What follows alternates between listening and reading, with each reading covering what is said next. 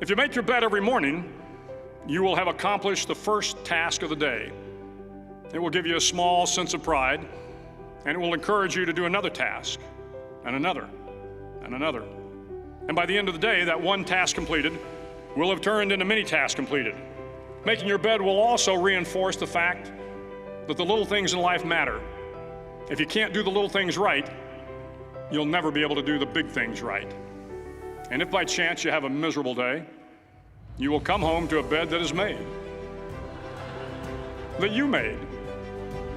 And a made bed gives you encouragement that tomorrow will be better.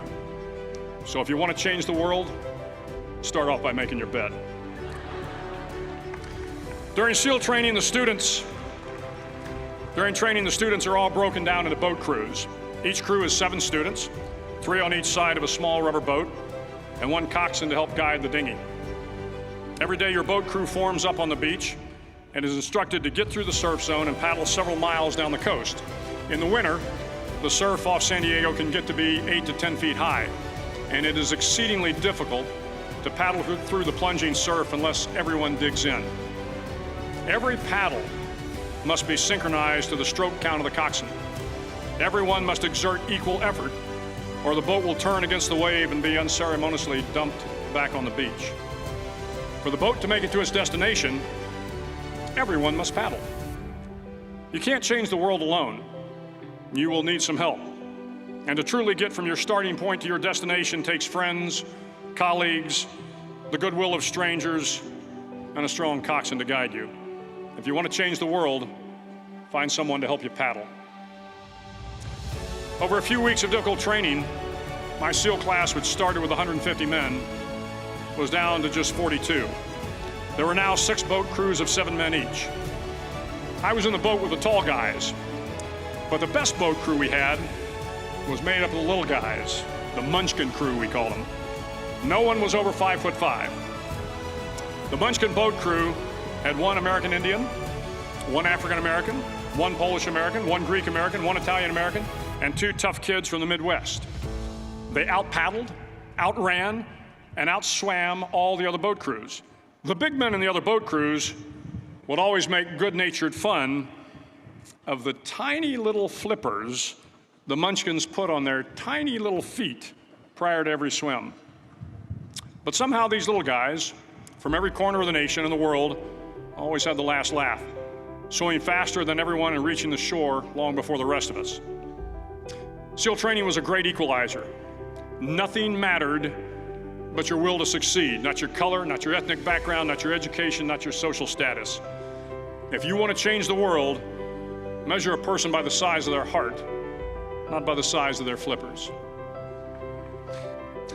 During the land warfare phase of training, the students are flown out to San Clemente Island, which lies off the coast of San Diego. The waters off San Clemente are a breeding ground for the great white sharks. To pass SEAL training, there are a series of long swims that must be completed.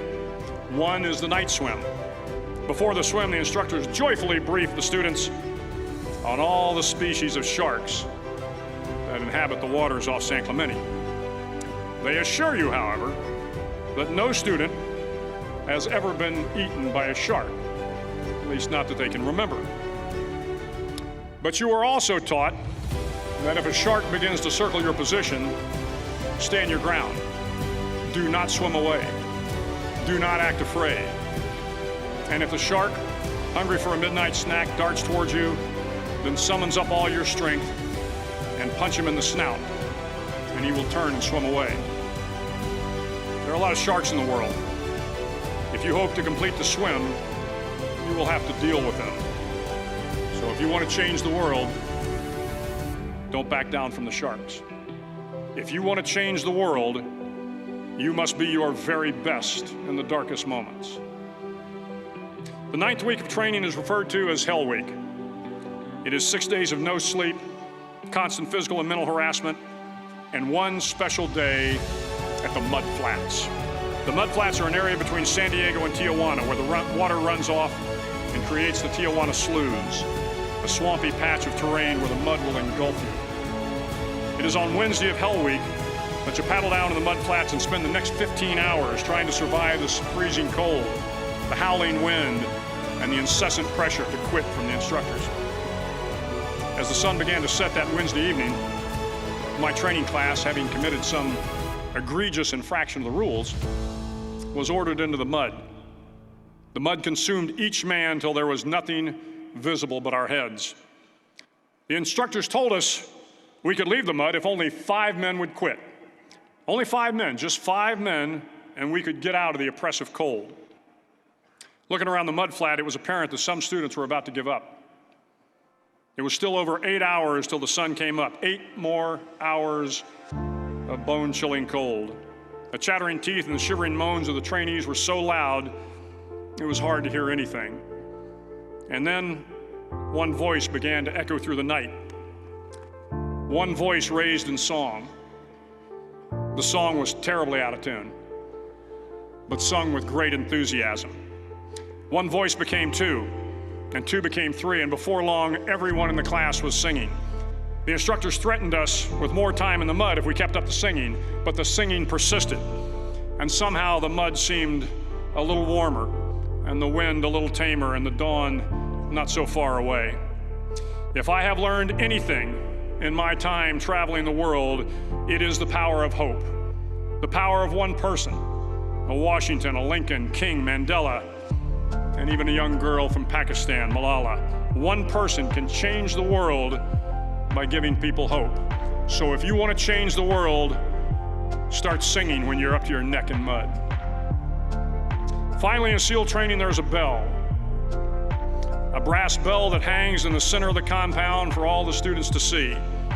All you have to do to quit is ring the bell. Ring the bell, and you no longer have to wake up at 5 o'clock. Ring the bell, and you no longer have to be in the freezing cold swims. Ring the bell, and you no longer have to do the runs, the obstacle course, the PT, and you no longer have to endure the hardships of training. All you have to do is ring the bell to get out. If you want to change the world, don't ever ring the bell.